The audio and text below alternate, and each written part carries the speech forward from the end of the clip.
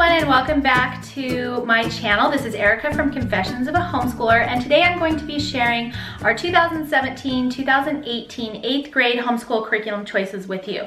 So I do this every year, and I just like to kind of put out there what we're using. I've had a lot of questions already, and I apologize we're a little bit late.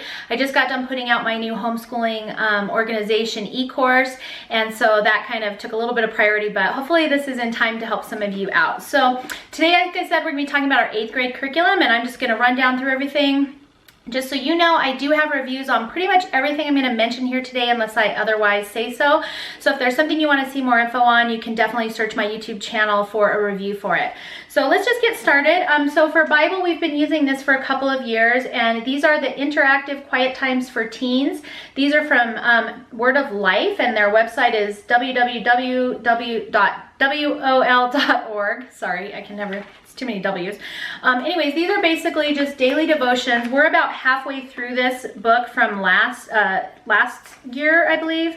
And so, yeah, almost exactly halfway through. And so we're just going to go ahead and continue on with this. And then when he finishes with this one, then we'll get the next one. And they just have them by grade level. They're pretty short, probably about maybe 10 or 15 minute daily devotions. My kids do them independently. Like I said, I have a review on them, but you basically do a reading assignment, answer some questions. There's some prayer time and just some critical thinking of how you can apply what you've read to your life and all that kind of good stuff. So that's what he's doing for Bible. That's what we've been doing, and we're going to continue doing that for the foreseeable future at least. The next thing we're going to be doing is math, and he is doing Math UC. He's starting with Algebra 1 this year. He did pre-algebra last year. He did great with it. I love Math UC. We have used it forever, almost, like since we started. It's been years. Yeah, like years. So anyways, we really like this. I have tried other things, like several years ago I tried something else. It was not good, and we just went back to Math UC, and we've never like looked back. So unless for some reason this stops working, which I'm hoping it doesn't, my oldest is in geometry this year, so hopefully this will be good. But he's going to be doing Algebra 1 this year, and like I said, we already did that with my older daughter, and it worked out great. So yeah, plan for that. All right, so for spelling, we're going to be doing the Spelling UC. He's going to be on level F this year. This one is Ancient Achievements, and I haven't actually even opened it. This is kind of what it looks like. It's got this, when you get it, it's got this divider in here, and inside there are colored pencils, and that's what they can use to do all of the marking and everything that comes with these books. I really, really like these, especially for older kiddos. I think the repetition for writing and doing the copy work really has helped his spelling in particular. We have done all kinds of different spelling with him. That's not his strong suit, and so we've tried lots of different things. I have used All About Spelling with him, where he memorized all of the phonics rules, and I do suggest that. I really like that method. I've also done things like a Becca and BJU, where he was just memorizing lists each week. He's great at memorizing. He memorized them for that week, scored great on the test, and then like it was gone. He just like lost it all. And so memorization might work for somebody. It works short term for him. He's great at it, but not long term. And so this has actually been working out quite a bit better for him. He's done a lot better on his spelling since we've started using this. It's a little bit out of the box, as in there's no spelling test. It's more dictation and copy work and things like that. But from what I've seen from his test scores and just his writing in general, this has definitely been improving his writing. So yeah, he's gonna stick with that. All right. Let's talk about English. So we did Fix It Grammar by IEW last year. We are going to do that again. Along with that, I just get them a spiral like this. This is his student notebook, workbook, and then I also have a teacher's manual that comes with this, and the teacher's manual is basically like a copy of this. It has the lessons in it, but also has all the grading for whatever they should be marking. So essentially, I do have a review, but essentially they just do a sentence, they mark it all up, find out whatever they're supposed to find out for that sentence, you know, highlight anything they need to highlight, and then they rewrite the sentence in a binder, like the corrected sentence. So this is essentially a book that has grammatical errors in it, and your student is essentially editing it and then rewriting it. And one thing that I really, really like about it is that it's a continuous book. It's like a story, so as it's not like random sentences they're editing, which makes it really kind of a little bit more interesting, I think, for the kiddos. It doesn't take as long. It's really straightforward and to the point. Yeah, so this is just the next book. We started last year. He's gonna do Frog Prince this year, and last year we did Nose Tree and Robin Hood. And so we did 2 sentences a day instead of 1, like they said. I think for right now, I'm gonna actually follow the instructions for this one, because I've noticed with the higher level books, now he's doing more like paragraphs instead of like 1 or 2 sentences. So I'll probably just stick with theirs, and I'm not sure how long this will last for, but I did get the next book, book 4. I think it's The Little Mermaid, which he's not thrilled about, but I think it'll be okay.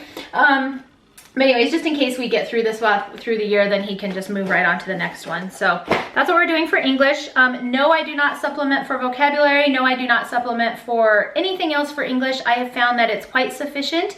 It doesn't seem like they're doing a whole lot, but looking back at it over last year, it worked really, really well. It got the point across. They can identify all the things they need to be able to identify.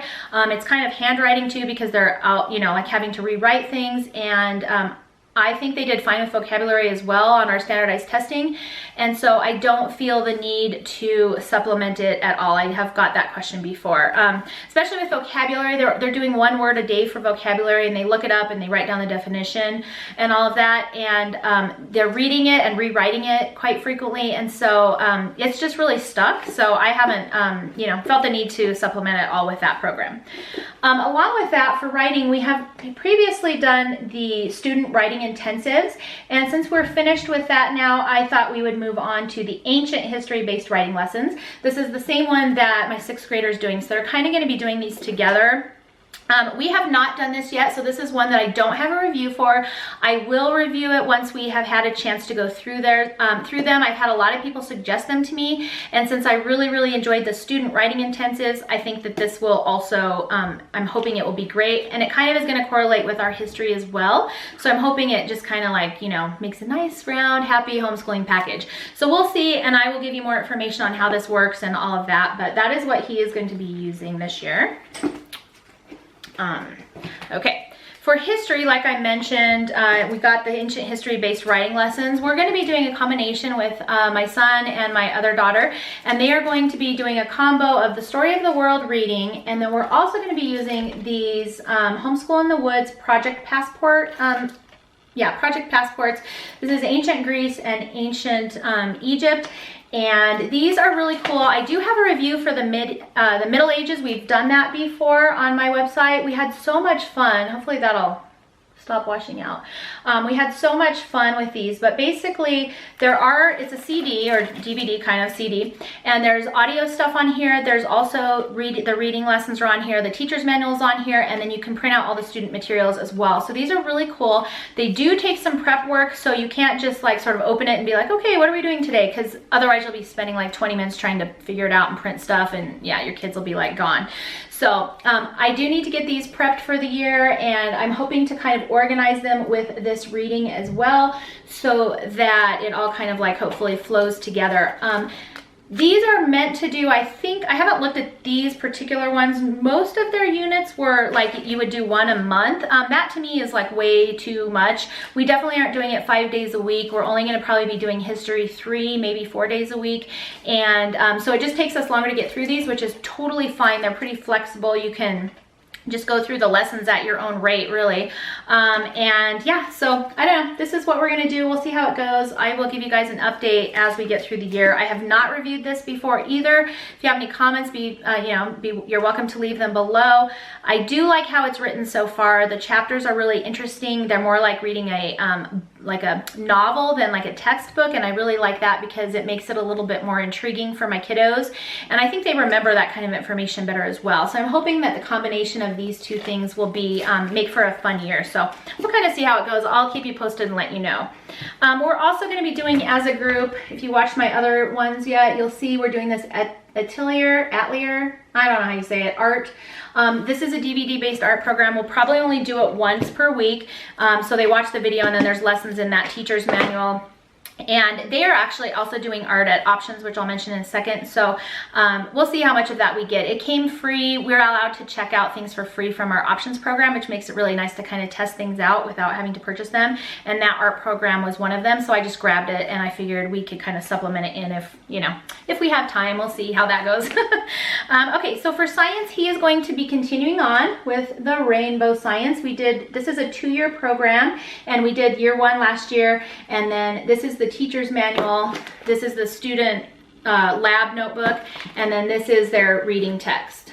And I actually have a review coming up on this. It's not up on my channel yet, but it will be like really soon because I've had a lot of questions for it. We do like it. We did get the lab kit with it, which I think was beneficial because it made it really easy when it was time for them to do a lab. They just go get the kit, and then my older 2 kids were doing this last year, and they just could do it on their own unless it was like something that involved fire, or if they were dyeing anything, I usually like had them wait for me and we would just do it together in the kitchen, and all was well. We didn't have anything bad happen. They had some really cool lab experiments in there. I enjoyed it. My kids really liked it. There were a couple things that I didn't love, but I'll tackle all that in the review. I liked it enough to do it again this year, and so they're excited to be able to do this just because it was really hands-on. So they do 2 lessons and then a lab every week, so it's 3 days a week, and they definitely loved the labs. They were super fun, and yeah, so we like that. We'll continue on with that. Some stuff I can't really show you. He's going to continue on with typing again. We did typingweb.com. It's free, and I just have him set a timer for 15 minutes a day, and you just go down the progression of lessons and it like guides you through. And so he would just type for 15 minutes, and then when his timer goes off, he finishes whatever lesson he's on, and then he's done with that for the day. And it records his time, his words per minute, and gives them little stars and yeah, all that. Either way, the goal is just to teach them to type, and that one's free and it's easy, and we've used it for several years, and thumbs up for that. For reading for him, he is going to be using Bookshark, and I get a lot of questions on this, but we get Bookshark for free from our Options program, which is amazing. I would probably not purchase it if I didn't get it for free. I just want to put that out there, so I'm not necessarily recommending Bookshark as a curriculum. I have had people, friends of mine who have used it and they liked it. It's kind of more of a fuller curriculum. Like I think it includes language and science and reading, and I think you still have to do a different math, but like the English and math, you know, like science and all that kind of stuff is kind of included in there.